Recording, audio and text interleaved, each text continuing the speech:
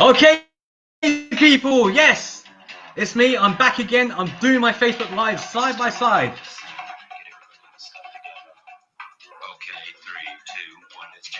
And that's what we're going to be doing right now. Right here, right now. We're going to be jamming, but in a different way. We're going to be jamming with someone who I gotta admit, I'm very happy to have with me at this point in time. His name is Sumit Gupta, and Sumit is a rising star at this moment in time within the Mortgage Advisor Group. Thank you so much for being a part of the summit. I'm going to be monitoring any kind of comments, and guys, please feel free to ask any question that you want to. Give us a like, let us know that you're here. This is going to be a fun one because let's face it, Sumit's speciality is in something which is unique, which is the commercial property sector. And he looks at things like properties, like I don't know, warehouses, fast food restaurants. He will look at let's see what else, office blocks. Looks at leases. Will take things to court. But let me not say any more about it. Let me introduce Sumit to you. Sumit, would you like to do the honors? Yes, sure. Thanks, Hadi. Thank you for having me here. It's my pleasure that I'm sharing my story with you. So, by profession, I'm a property surveyor, but I do a lot more than what one can expect from a property surveyor. So, basically, have multiple businesses, but all around property. So, I own a surveying practice because I'm a surveyor. I also own a consultancy practice where we cover with some paralegal work. I also have a training academy, which is Property Expert Academy, where we teach people how to invest in property creatively with as low as £1. Yes, a new way of investing in property. So this is not the old traditional way where you're looking for, just like you put 25% deposit and borrow 75% from the bank. I mean, those days, of course, are over. And also, we can't really make the money that we can make by using the new strategies. So I'm very much, teaching people because I started my journey almost 20 years back. Those days, there was no such training available. So I decided, what I've learned in a hard way, I'll package it by way of my books. So I've written almost half a dozen of books on property and finance. They're available on Amazon. And I've sent some of the links anyway, so you might be able to find that on this group. And then also some online training programs, some recordings that you can see by way of DVDs. So effectively making people's life easy so that they can shorten their journey. What I've done in 20 years, they can just do in few years. And that's good. So tell us, that's a lot of information to give there. And if you guys are watching, by all means, feel free to ask any questions. Feel free to add any comments there. Okay, so of course, I gathered that you're not from the UK originally. Where are you from? I'm originally from India. Okay. Which part? It's Mumbai.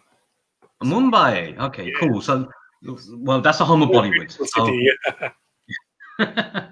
So, when did you come over here to the UK? So basically, when I was in Mumbai, I always have this, a feeling that I want to do something bigger and better in my life. And I hope many of you here would also have some time in their life this question that I really want to do something more, not just this 9 to 5 or just the basic thing. So I kind of feel like, I was not just born to do the basic things. So one day I went into this webinar it was a seminar in Mumbai, and they were teaching like, dream big, become rich, earn and learn in UK. So I decided, okay, fine, this is what I want to really do. And then they, of course, explained me how this works. So I then joined the program, and then I came here initially based on that. So I worked for, different companies. Initially, I was doing some odd jobs. In fact, to be honest, like initially first when I came to this country, because I don't come from, a very rich family or background. So I had to really borrow money to even land in this country. And of course, when I was in the flight, I was counting how much money do I have. And I was looking at it like, if I would not get a job straight away in UK, how many weeks can I survive? So I found not much. So I was initially just eating one time a day a meal for first few months until I got a proper office job. And the journey started from there. And then, of course, there was a lot of ups and downs. To just cut the whole story short, then I started doing more and more studies. And now I've got 5 certified qualifications in real estate. And I'm proud to say that I'm a member of Royal Institution of Chartered Surveyor, which is the world's, most recognized body that recognizes the professionals in property, land, and construction, which means it's clearly says the person who is champion in the property would become a member of RICS. And that's fantastic because the RICS is let's face it, if you haven't got an RICS qualification behind you, you Yes. really aren't a surveyor in that sense. True. Yes.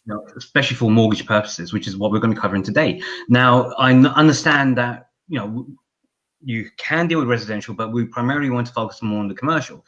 There have been a couple of questions that have come out from me sharing that you're going to be coming on here. One of the biggest questions came out, which was a jargon one. What is a break clause in a lease? Yeah, break clause basically, we negotiate. There's something in commercial property. Normally, first of all, let me explain. So there are some hats of terms that normally agreed between landlord and tenant. Now, of course, tenant always wants to have the all favorable clause in the lease. Same at the same time, leasehold owner or the tenant going in also like to have all the favorable clause for themselves. So break clause is something which gives comfort to the leasehold owner or the tenant that at a certain period of time, by fulfilling or complying with certain condition, they will have a right to break the lease by serving a notice. Right. And Okay. yeah. And the reason people do that is, of course, they want some flexibility. Let's say if they are signing up 25 years lease, they don't want to really be on the hook for 25 years. So they like to have some kind of flexibility, especially many things can change in the life. Or if they're not certain whether the business can change. And also many times I've dealt with, all these blue chip companies, Sainsbury's, or if you, discuss any of those bank Santander and all, they always try to keep themselves more flexible. But I know at the same time, the lender do not like it if they find a break clause.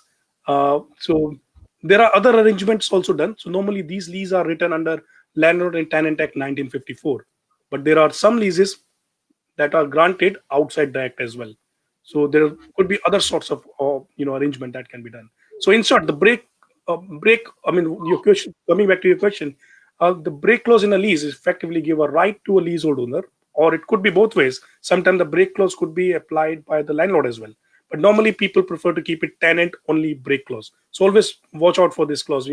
It has to be like a clearly written tenant only. Then only the tenant can exercise. Otherwise, even the landlord can exercise, and that could be Ah. really quite that could be very harmful for a leasehold owner. Imagine, because other thing is, if you see the commercial property, I'll also explain why the commercial property really make such a beautiful contribution in a property investor's life. One is the commercial leases are written on FRI, which is called fully repairing and insuring, Yeah. which means basically, like when these leases are written or granted, these heads of terms are agreed between the parties. Now, if the landlord, I mean, because it's a fully repairing and insuring, and also it's a business, it's not like a house, you're just renting a house, you can leave the house in 6 months or a year. You are running a business. Imagine how much money you will invest. Imagine if you're running a restaurant or any other business, how much money you invest in your fit outs, isn't it? Like some of the fit out I've seen, like people have ended up spending 200, 300,000 pounds very comfortably, in the restaurant business itself. Like they've, Jesus. like one of them, then two, three. And imagine if you are really spending 300,000 pounds just on a fit out. You don't want tomorrow the landlord give you a notice after a year saying, here is your notice. We want to break the clause.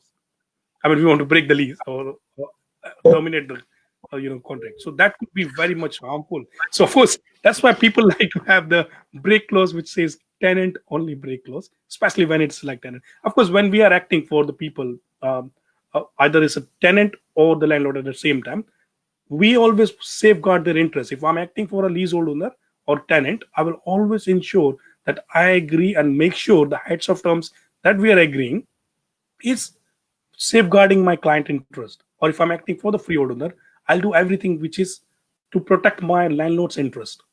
Okay. And that's why it's very important. Many times people just try and get any commercial lease without getting a professional advice. I'll always suggest, to get a professional advice before you're getting involved in a lease, because not only just this break clause and all, but there could be many things. Dilapidations is one of them. Many people, I've asked many times, have you got schedule of condition when you initially moved in? People say, no, I haven't got anything. And sometimes the dilapidation is one of the things which is like a exit bill. So when you exit from a lease or exiting from the Course. premises, the landlord can send you, this is your exit bill, which is like a dilapidation schedule, and then you may end up paying huge money. And also, since it is a fully repairing and insuring lease, It's so many things, which means like if the landlord changes the roof up, so let's say you took a lease uh, in 2019 and 2020 landlord decide to change the whole roof and say I end up paying 100,000 pound on this. Here is your proportion of 50%. Pay me 50 grand. Could be a huge, isn't it? Yes, and this is why I wanted you on here because let's face it, the commercial market is not as fluid or as well recognized as the residential market. There's huge differences. So, as an example, one of the best things that you mentioned was when it came to the lease. So, residential mortgage market, any property that has a lease of over 90 years is considered a great property to have, and Yeah. therefore the value needs to be, accordingly because it's got a long lease. With commercial properties, especially with what you was talking about in terms of the business, it's an ongoing concern. 10 years, 25 years, those kinds of leases, are they considered good? What's considered a bad lease length? I mean, so 1 year, normally, 2 years? yeah. I mean, anything below 7 years normally, because I would say like in terms of like bad lease is like something which is not protected, which means you haven't Yeah, got sure. a protected right on it. So Mm. usually, anyways, anything over 7 years, you have a right to protect it. You can ask your landlord to grant the lease under 1954 Act, Landlord and Tenant Act 1954. But if it is less than 7 years, then you haven't got much, rights on it, which means, landlord can kick you out after 7 years or whatever time period you have. And that's So there are, important to know. Again, those guys of you who are watching this, even on the replay, if you're investors or are looking to get into that kind of investment, then these are the things that you need to consider. And especially in terms of property, we all understand about leases. So just to a certain degree, and what you talked about within the break clause, also the additional tip that you talked about with the tenant only part of it, make sure you review your contract. So as an example, Sumit, I would like to see what the actual process is. If a person goes in and says, right, I've seen a warehouse, this warehouse looks really good, I want to go for it, I want to buy it, you know, can they buy it and put it on a lease straight away, or is it that they're buying the lease off the original freeholder? How's just in general? yeah. So I mean, so there are a few things in the property law. Usually, sometimes it's not possible to just buy freehold. That's why they call virtual freehold. So, for Right. example, let's say if you have a commercial unit on the ground floor, and on top of commercial unit you have another units. It could be office space Mm. or the residential flats, Yeah. right? Now, if you have the whole building with the commercial on the ground floor, some other unit above, you can't just take a freehold of the ground floor, right? Because either you take a freehold of the whole building, Mm. then you have to get everything, but then sometimes people don't want to go and buy the whole thing. But then there's something called virtual freehold, which is as good as freehold. So you can probably ask the landlord to grant you 999 years lease. That will become without no ground, with no ground rent to pay. So that way you become a freehold owner technically.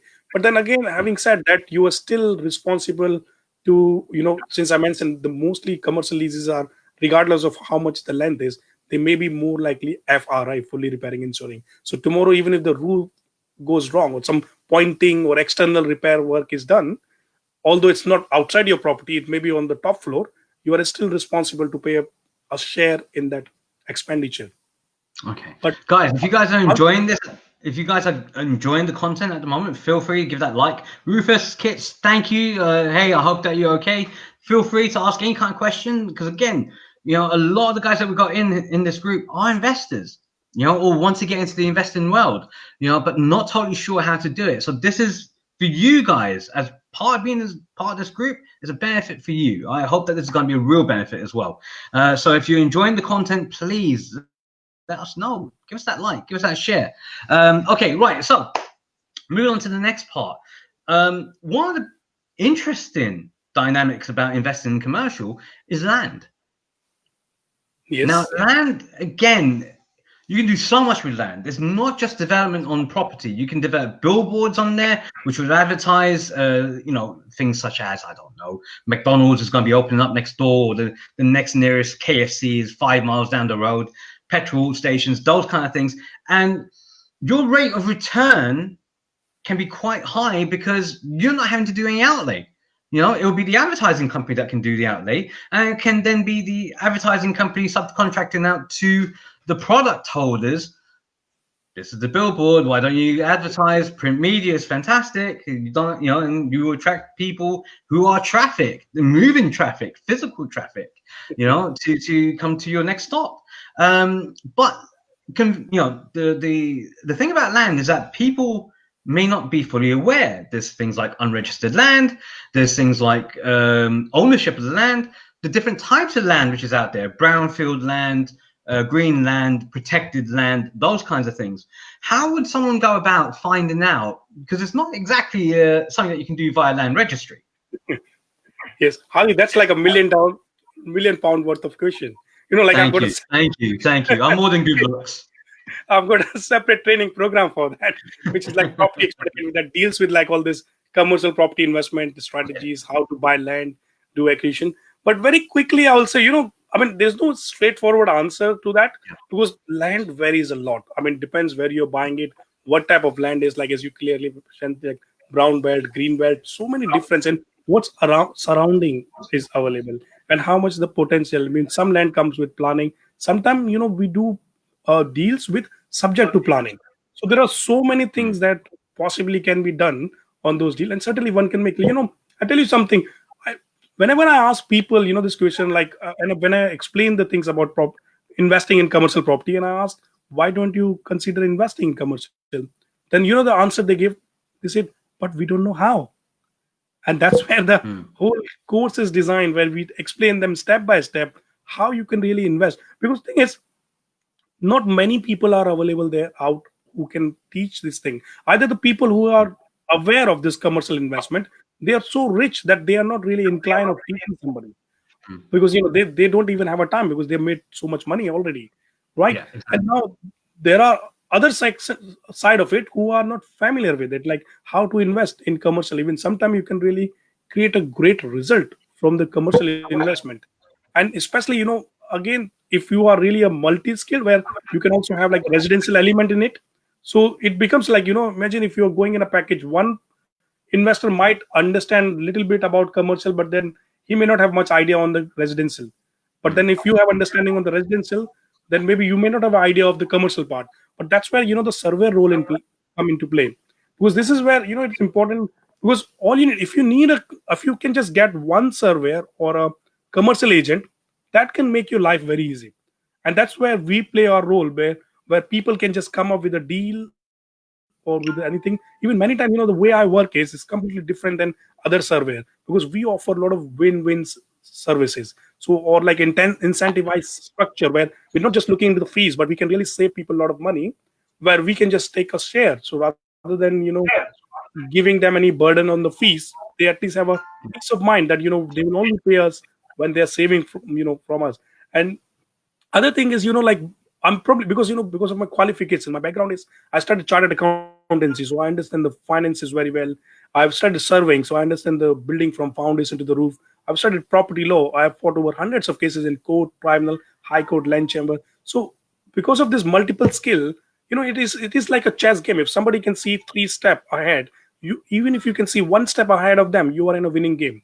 And likewise, many times, because of my multiple skill, I've managed to win many deals which other people can't really see. And I tell people, one other thing is, like, what I can do, neither a surveyor can do on its own, or an accountant can do on its own, or a solicitor can do on its own. It's like one of the multiple skilled surveyor you will ever see out there. Well, it's funny that you mentioned that, because there was one solicitor's firm that came to me and said, do you know someone who can talk to the leaseholders about, they were, like you said, they were looking to kick them out of their building. And that was like, wow, that can't be the case. They're actually telling the solicitors, we're going to kick you out. Yeah. The solicitors have done nothing wrong. Yeah. They maintained everything while they were there. So it became a matter of, what is going on here? So I recommended that they talk to you, only to find out that you're the guy that deals with their lease. And that was found very, very interesting, because it's good to know people in high places. From that, I think everything got sorted out there in terms of their business, and they've still been okay, and they're staying where they are. So the most important thing is good to know a surveyor independently that can challenge, landlords, on this kind of thing. And by all means, as being part of this group, this is really good to know. Can you? What's been the sort of most difficult cases that you've had to deal with, or the typical kind of cases that people go to court for? So yeah, there are quite a few things where, especially the landlord, and so mostly they have a rent review issues Yeah. where people go to third party arbitrator, expert, or even sometime to high court, uh, and especially these type of things, either the landlord or the tenant, they are unreasonable, or especially where the amount of dispute which is there is too high, especially in central London. Sometimes just for a small bids, we've seen people just fight all the way. Like if you see some bigger investors like Freshwater Group, Grosvenors, Cadogan's, you will see most of the time they're going to court because they don't really want to give up even for a small thing. Because if they give up on one block, then the other tenant will come and also will challenge for the next one. They'll say, in that so and so case, you have allowed this much, therefore I should also get that. So they don't Yeah, it's want a to really, domino effect. yeah, so they don't want to really leave anything. Other thing is also is managing expectations. Especially, what happens is, this is another thing people don't really realize. If you're going and hiring any solicitor Mm. who may be probably good into residential, conveyancing, family law, or criminal law, or anything. But let's say if they are not specialized, commercial is very specialized field. Even I'll tell you, people have come to me asking for an advice and not free advice. I've charged them, they've paid me money. Imagine the people who have studied law, practiced law, they come to me Yes. because it's so specialized field. Not everybody is aware. And now imagine many times solicitors probably finish the whole conveyancing, not even knowing what they've completed. Whenever those gray area comes in the lease, the disputes comes. When the five I years, do. 6 years I time. do. I Yeah. understand totally. I've seen it. I've And witnessed it. and, and I've seen sometime the blunder in the lease. Yeah, like, I won't say everything, but then I've seen some. Even in one place, I found one small issues in a lease, and you know what? I was acting for the other client, and I managed to sell that lease to somebody for 85,000 pounds. And this was a case where other agent could not sell for 1 year that property. I met the client in one meeting. I managed to sell it because I could identify that defect in that lease, Mm. and that defect become a benefit for the ingoing tenant. And that is where this multiple skills comes so much handy and beneficial. It's not that I can save people just money on this on the professional fee, but also the result that I can get. That result, as I mentioned, neither a surveyor on its own nor a solicitor or accountant can get on, with their on its own skills. And that's why I always keep studying more and more. Normally not every surveyor will be probably going and taking interest in law and legals, but I do. Of course, I've studied continuously, and even while I've fought a lot of cases, I've been through many leases myself. Mm. So I think whenever the leases are not drafted properly, all these disputes comes. And if we draft it well, we manage that expectation well, that okay, fine, even the rent review clause itself has Mm. so much detailed in, like, if there is a dispute, how it should be dealt, who should be appointed, if the surveyor is appointed, what that surveyor is supposed to do in what case. So everything has to be so properly written in the lease. Even then the dilapidations is same thing. Like, there are many clauses that goes in a lease for dilapidations, and now many times solicitor I've seen like just copy paste, and they don't realize what they pasted basically there. Yeah. Yeah, we have. And I'm not mentioning any names of any solicitors because I don't want to get sued. No, I'm kidding. It is how can I put this? Conveyancing mainly focuses more on the residential side, because again, people are looking to buy homes and sell homes quite often, and the same thing with the buy-to-let market. It's a lot more focused towards the residential market than it is the commercial market. Even if I look at the qualifications which are out there, advanced CMAP a long time ago. This is before the change between the FSA to the FCA happened. You had advanced CMAP, and that covered a commercial element to it. You don't have that anymore. The diploma for mortgage advice and practice, which is the level 4 qualification, deals not on commercial. It deals with second charge market, which goes to show what they're anticipating is going to happen in the future. They want to look at more the second charge element rather than the commercial element. And what we're seeing at this moment on the high street is, let's face it, the buying habits have changed. People's buying habits are not high street focused as much. It's online. You mentioned it with your book. It's on Amazon. Yes, You know, yes, a lot of the courses are online. You that's know, right.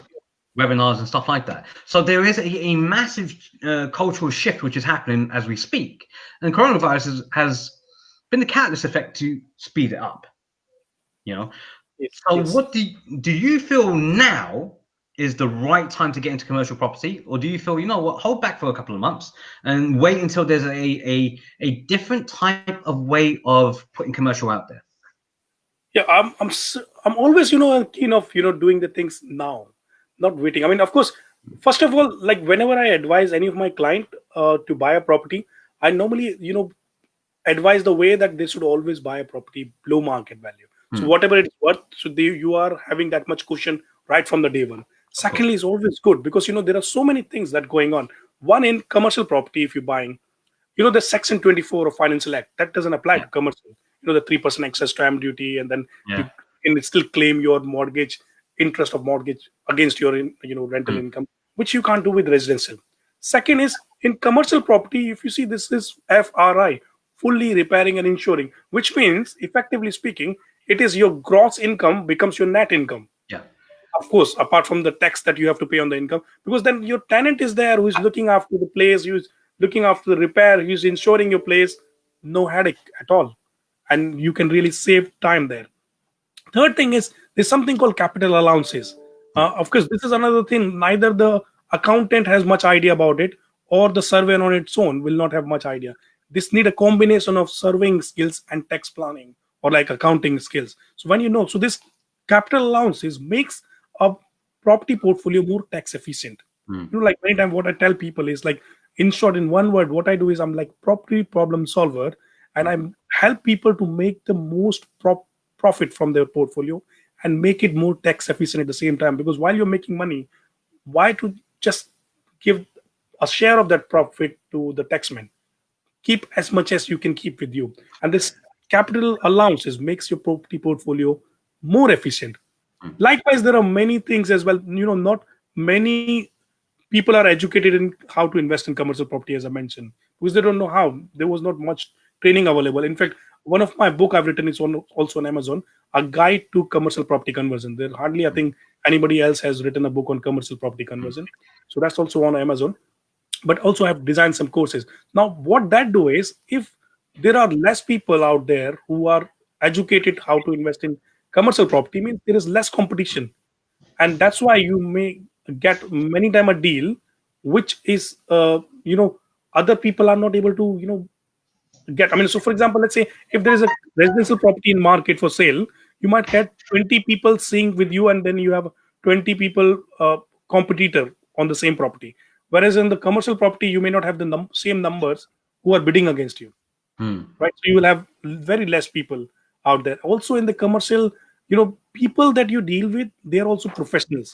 You're not really dealing with any low profile, or I mean, so with due respect, of course, the thing is, then you waste less time. You are really dealing with, even if it is a contract or construction or anything that you're doing, mostly you have all those people who are very much expert in it. You spend very less time, or you waste very less time. Even the professional tenant like Sainsbury, Tesco's, and all those type of people, when we have dealt, it doesn't take much. I mean, initially, once the negotiation is done, Hmm. it's very much smooth process. Your direct debit. So I mean, the money that comes straight into your bank account. So you don't have to really chase your tenant or pay my money. Even that commercial rent comes on quarterly basis. So you have quarterly rent received and direct in your bank account. No chasing you have to send. You don't even have to send anything to them. And also, in case if there's a default, you have much more power to enforce that to a commercial tenant as against to a residential, because even many of the commercial lease will allow you to send a bill if they are more than 14 days in arrears.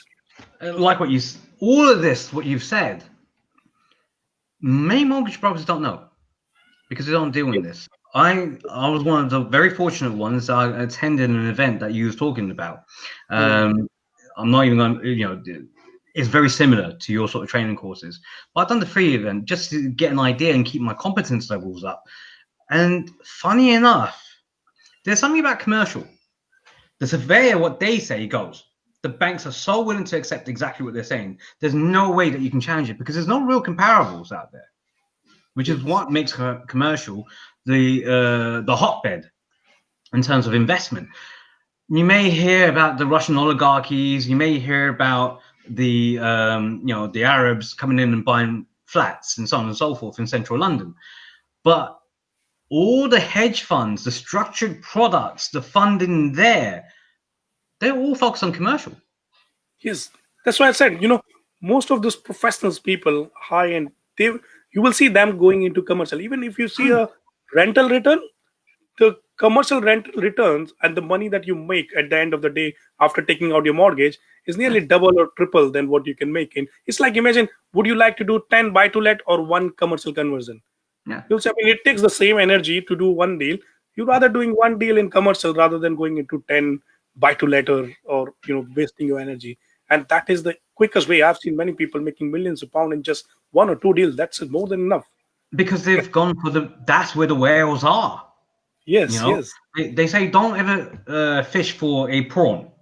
You know, Yes, you can get a bucket full of prawns. That's 1,000 prawns there. Yeah, yeah, but if you go for a whale, you yes. know, you One fill is the more than pot. enough. You know, that's it. It's feeding you for life. You have to manage it properly, but it's feeding you for Yeah. life. And this is the beautiful thing about commercial. Uh, Mixed residential and commercial. Mhm. Now, this one is quite interesting because for some lenders, it falls into residential side. For some Mm. lenders, it falls into commercial. You know, so like the Aldermores, the NatWests of the world, they all look at mixed use. So let's say a shop underneath and above it is 2-bedroom flat or 3-bedroom flat where the family can live in there. Where do they stand at this moment in time? You know, with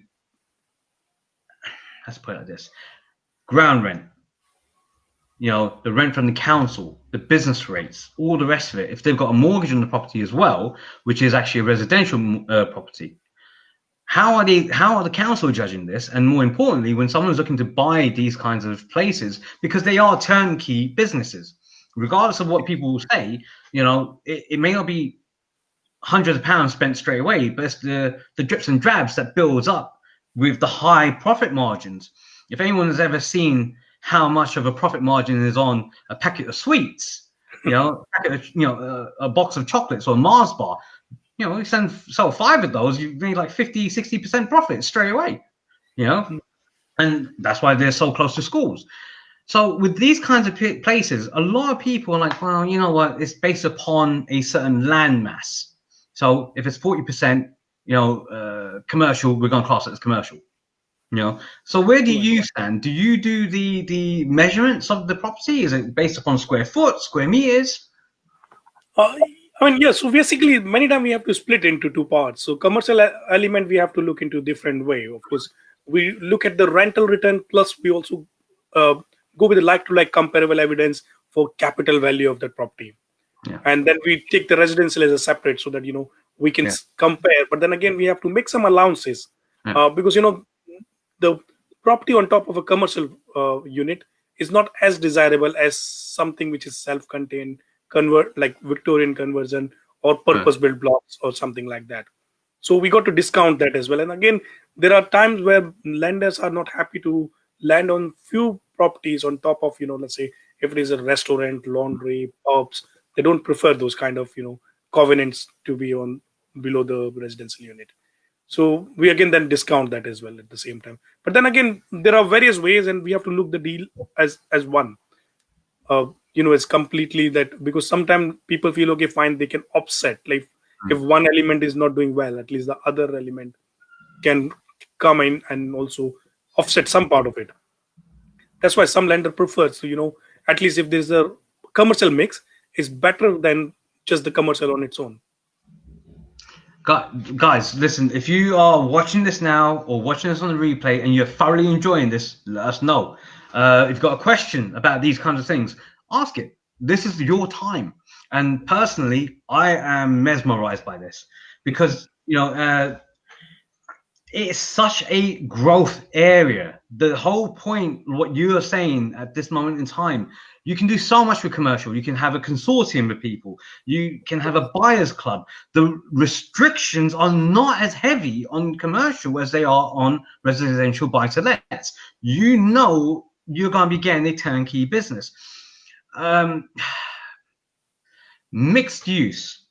Mhm. Now, here's the thing.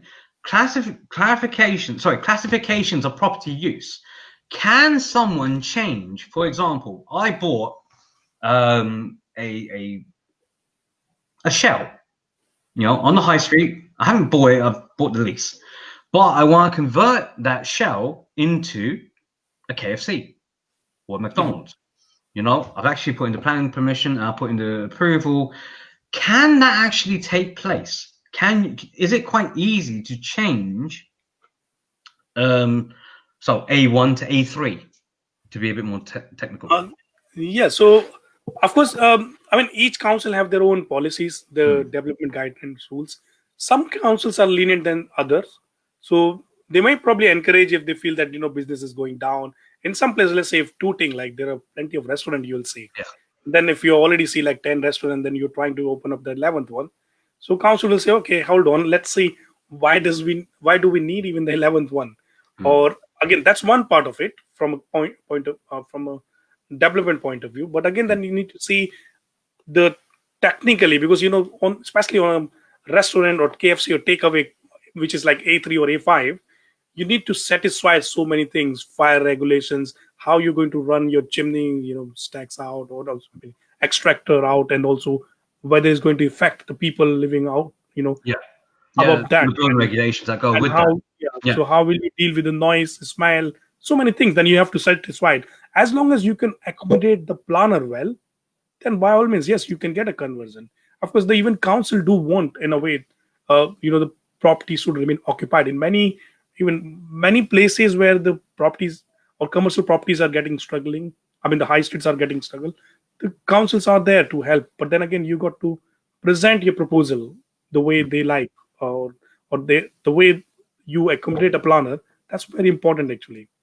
Yeah, of course. And Even there again, are some, yeah. Apart from that, there are even many other conversions available from B2 to C3, which is yeah. like commercial to residential, which is permitted development. There are even new laws are coming now. Under permitted development, you can do a lot more. In fact, so there are other things can be added now. Even there was a one which is of course going to come from in effect from 1st of August. I mean, they're proposing that you can build two more story on top of purpose built block under No. permitted.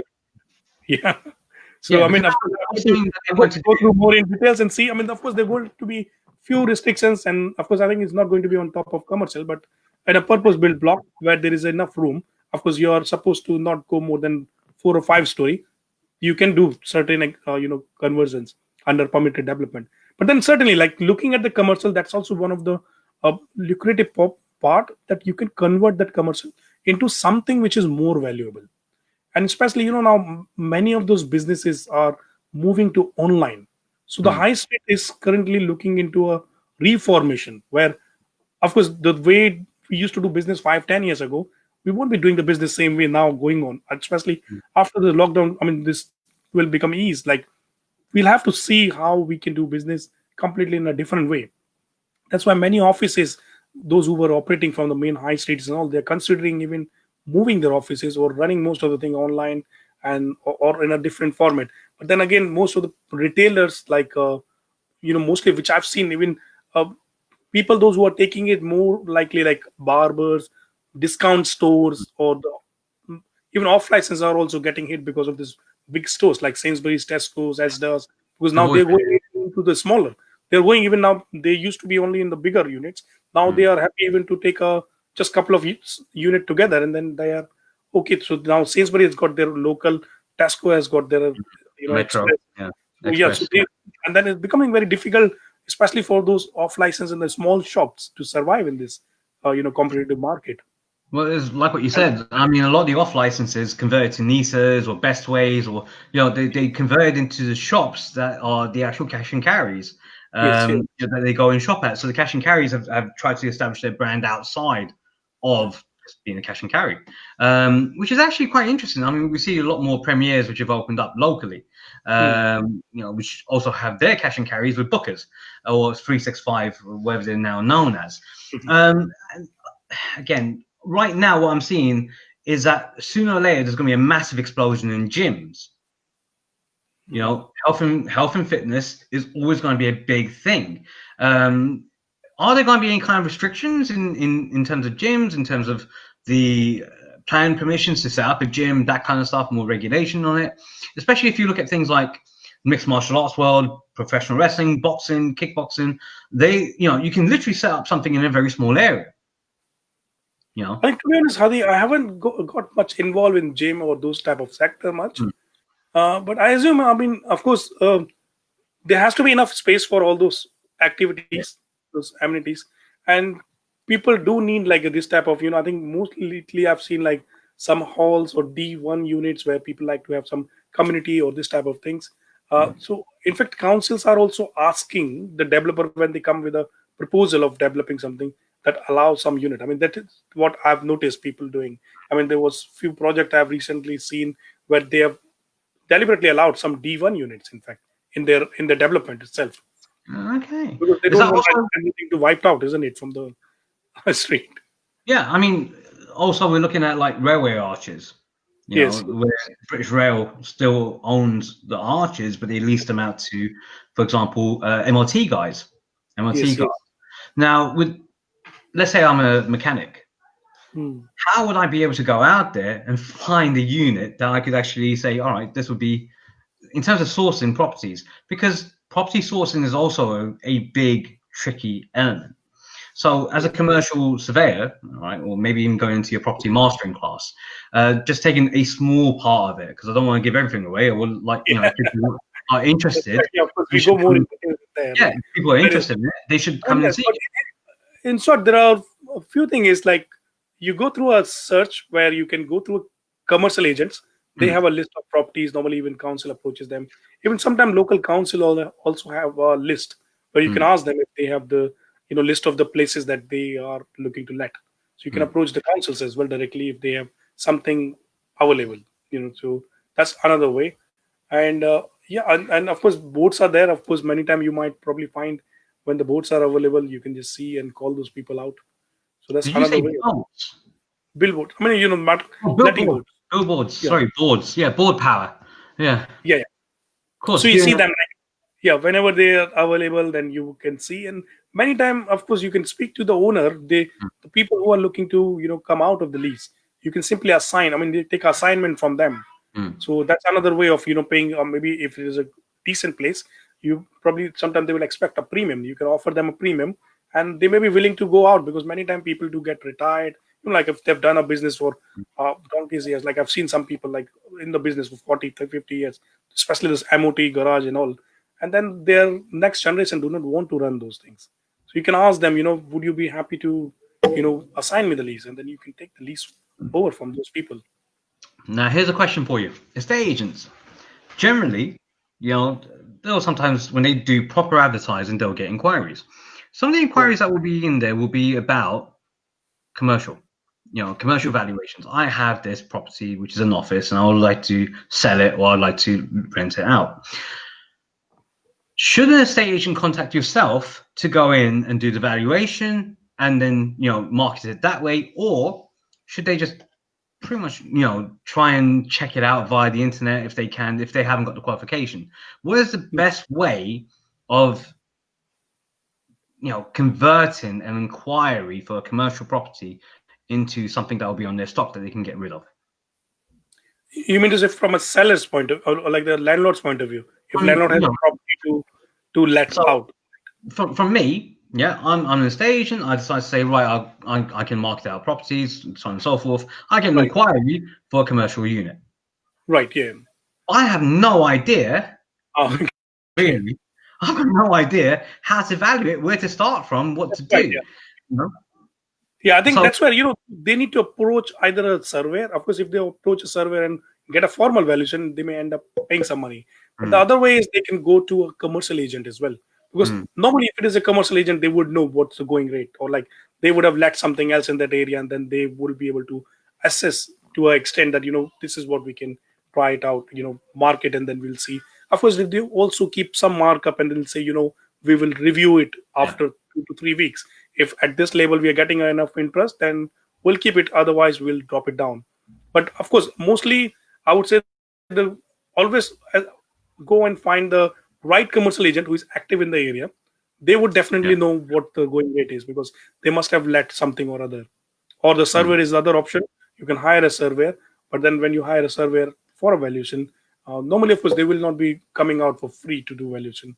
Mm. But the commercial agent, because in a hope to get a business, they might come, but then again, their value may not be that accurate, or they don't have to even Yeah. certify anything. But at least they can say, okay, this is what we feel it is worth.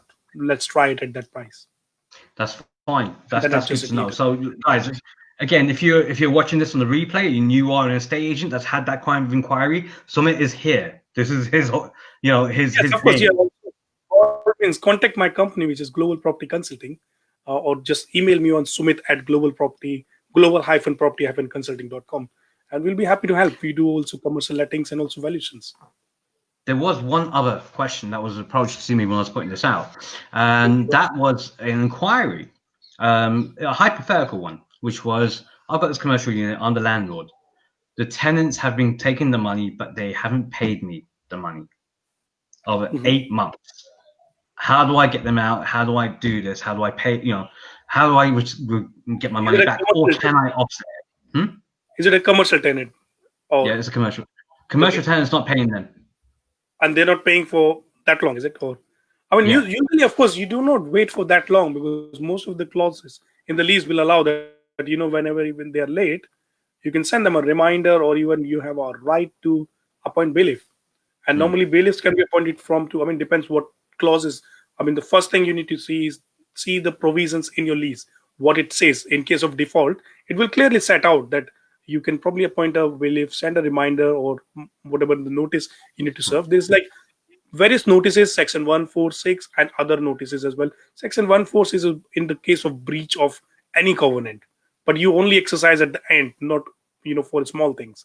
Yeah. But for this thing, even you can appoint a bailiff. Most of the lease will allow that when there is a outstanding for more than certain amount of time, let's say 14 days, 21 days, you have a right to send bailiff for two reasons. One, you can even have a bailiff for forfeiture, or bailiff for distraint. I mean, you can have a warrant for distraint. Like, so either they can go to the shop and threat them up. They're saying, we'll take a goods if worth that amount if you're not paying the money, or they will have a bailiff for forfeiture, where they can simply forfeit the lease. They can lock the whole shop and put the notice there that lease has been forfeited.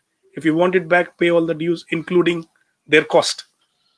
That is amazing, because that's actually happened at one place that I know, which is unfortunately High Street, which is very close to where I live in Surrey. And basically, it was a Morley's, Yeah. chicken and chip shop. And that's more beautiful, like when you are the landlord of a commercial property, it's easy. Like, it's other way around. In a residential property, if you need to evict a tenant, you basically have to do Section all the exercise, 25, go to sorry, court, Section 21. get the court order, and then get them out. Here Hmm. is other way around. You basically forfeit the lease. If tenant want the property back, let him go to the, so he goes to the court, and he has something called relief against forfeiture, which means they can go out to the court, say, Mr. or Judge, my lease has been forfeited. I want my property back. Can you give me order? And mostly judge would say, okay, fine. What was the default? This amount. So they'll put all the amount outstanding, bailiff cost, locksmith cost, all those things. Say, okay, here is the bill. Pay that money to the landlord, and you get your property back. So see, the landlord is always, in a winning position in commercial property. Well, this is the best thing about commercial, is that the law is literally on the landlord's side in that sense, because Right. it's Yeah. about business, and if you can't make it work in business, maybe you should step back and just hold on. It's not a bad thing. It's just the timing, but that's why you always need to have a good coach behind you and make sure that you're motivated and you know what you're doing, and keep constantly learning and developing yourself, so that you professionally will always be okay. Otherwise you have to go to the bailiffs. Yeah, I understand that. So the landlords, you have to always deal with the bailiffs that will come in and seize the property and all the rest of it. But again, commercial is just like fascinating because there's so many different areas, and more importantly, like what you said, people do invest in commercial for less than £1 at some places. Yes. They can do it as a consortium. They can do it as a, I'm going to buy this as a business, and they can negotiate, IOUs and stuff like that. They will buy businesses for the losses. If you ever read or listened to Rich Dad Poor Dad, Robert Kiyosaki, when he lost his business, he had investors come and buy his business for the losses, so that they wouldn't have to declare it on the taxes. Sorry, they could offset it against the taxes. And the same thing here. That hasn't changed. The commercial is definitely one of the best prospects out there. But like I said before, it is very tough to get into because the lack of awareness. Not many people know how to get into commercial. And, it's fascinating. There was one other thing that I wanted to mention, which is that we're going to be coming close to the end of our time. Guys, if you've been watching this on replay and would like to ask any more questions, post it. Sumit is part of this group as well. He has his own group, which is a property mastermind. Property investors meetup, yeah. So every month we have a property. One more time? Yeah, property investors meetup every last Saturday of the month. We do that, and then you can join us on the Facebook. You'll get all the links. So every month we run it, and we have a different speakers. Myself speaking many times, and also we have a mortgage update. So everything. I mean, like we say, your network is your net worth. So the more people, it's very important. More than what you know, than who you know. If you know the right people, in real estate, it works a lot. If you know the right people, imagine if rather than going even 10 places, even if you know the right person who can really give you the solutions for all that, or if you have a right team in place, all you need is what a good surveyor, good solicitor, good mortgage advisor, a good accountant. Once This you have guy, all of good mortgage advisor. yeah. Everyone knows that. Yeah, you can contact Hadi for mortgages. So this is, Exactly. and especially, I always say, go to the people who are into the property investment. So we as a surveyor, or when we choose a surveyor, solicitor, accountant, or a mortgage broker, go to somebody who have their own property portfolio. So they will understand it very well from an investment point of view. Many times I've done a deal with many people. I don't really look at from just the surveying point of view. Even if somebody approaches me, say, Sumit, here is a deal, rather than paying you a fee, or I can't afford to pay a fee initially, but can we do a deal together in a joint venture? I'll say, oh yeah, by all means, of course, let's work together.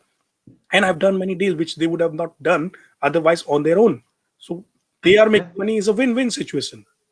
Guys, listen, you have no idea. If you've not been in this game before with the commercial side, if you've never heard about this, believe me, I've known guys out there who well and truly managed to secure deals from guys who are buying their properties. I'm talking about the commercial properties that were actually government backed. Not the UK government, foreign investor government. You think Huawei is bad? Oh, you have no idea. There's a lot of people looking to get into the UK from various different areas. And again, yes, you still have to do the money laundering checks. Hence why you need to have the right people in place in terms of solicitors. You need to have the right surveyors in place that understand the property, that you're not overpaying for it because you want to get a return on your investment. This is a completely different game, but it's a safer game because the risk isn't on you. Like what we say on traditional buy-to-lets, if you're having a property managed on a traditional buy-to-let residential, and what happens with that, you have to do, let's say, a boiler repair. Well, that comes off of the gross rent. Yes. That's not the case with commercial. And even if it's a little shop which is selling sweets and a confectionery shop, or news agents, they are paying for everything. You're not. Yeah. So actually, your gross income becomes your net income. Exactly. Of course, apart from paying the basic things on tax and everything else. Making it far more beneficial. You need to have, in any investor group, diversification of investments, which is clear. Most millionaires have 7 streams of income. Property is always one of them. And if you can get into property for very little, do it. I'm not doing this for the sake of it. I'm doing it because I do want clients. But my knowledge helps people. And Sumit's knowledge is helping people. And that's why I wanted to introduce him today to help people in this group feel, you know what? Let's do it. Let's manage it out there. Sumit, which other areas do you cover in terms of geographic areas? Do you only cover London? Do you cover outside of London? So normally I've got like business operating from London, Kent, and Surrey. But then having said that, again, because we work sometimes with other surveyors as well. So even if there is a job outside anywhere in UK, we can get the job done through our associate surveyors. But majority of our business is done in London, Kent, or Surrey. Brilliant. Okay, Sumit, how can people get in contact with you? What is the best way to contact you? Yeah, so you can contact my surveying practice, which is Global Property Consulting. The email address is Sumit, SUMIT, at global-property-consulting.com. Also, you can probably reach out to me through YouTube channels. I've got a lot of other training videos available on my YouTube channel, which is Global Property Consulting, Property Expert Academy, some Success Resources Ventures. So just do search for those channels. You will find a lot of helpful videos, even some property related video series there as well. And then do meetups we do meetup where I myself personally is present in every single meeting, which we do last Saturday of the month. So you can meet us on the Property Investors Meetup. That's another way of meeting me personally, and of course, and also through the Facebook. So you will find most of the links which I've already posted in this group, as well as you can just follow my link on Facebook, which is Sumit Gupta, and you will be able to get most of the link under my profile as well. And of course, Sumit, please feel free to leave your links in the comment section after the live is finished. Again, this has been a fantastic insight into the world of commercial surveying, commercial properties, how to get into it.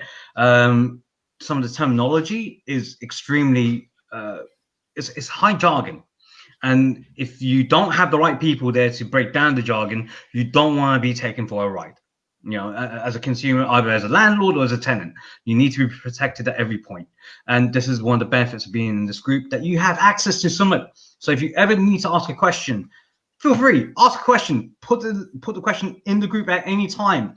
Mondays are the only times that you can put in your links to your business. Every other time you can ask any kind of questions. Anything. There are people here to help you. If you're watching this live or watching this on replay, thank you so much for being part of this. Normally I'll do a Facebook live tomorrow in the evenings, but unfortunately I'm not going to be able to do it tomorrow. I'm going to be meeting up with quite a few of my friends because lockdown's pretty much finished. I want to get out there and enjoy some food before we go back into lockdown again, because of the second wave that's going to be coming in 2 weeks from now. Sorry, I know I'm scaring everyone now. But yeah, I'm gonna be going out, and it's gonna be Eid on Saturday or Friday, Saturday. So if you are, Eid Mubarak to each and every one of my Muslim brothers, and sisters. So guys, take care of yourselves. Have a wonderful week. I will be putting more things in there. If you join the group now and you've seen this and you're happy with it, this is one of the best things about this group. We're a community at the end of the day. And feel free to share, join other groups, do whatever you feel is happy, but don't spam this group with Facebook live videos of you just sitting there doing nothing. Sorry, Danny DB. You may be a cute guy in terms of your model looks, but you can't do that on a Tuesday. Anyway, have a wonderful evening, people. Take care of yourselves. It's been a pleasure. Thanks. Take care of yourselves. Bye. Bye. Thank you. Take care. Bye now.